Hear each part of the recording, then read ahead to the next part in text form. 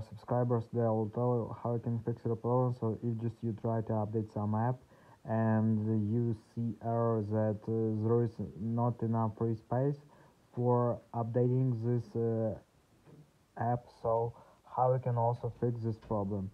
So no, mostly you just need to, you can try to remove this app from so if you actually have free space, so you can also just go to Launchpad first thing and just check your disk space. So just open disk utility and just see how much free space you have. If you also have enough free space and you see here error that there is not enough free space, so just try to remove this application and just download it and install again on your computer. So mostly it helps.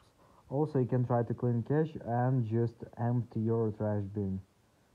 So just tap with two fingers and after you will see empty bin. So after you can try to tap on Apple logo, just choose restart and just submit restarting your computer. So thanks for watching, have a nice day, subscribe to my channel, click like and bye.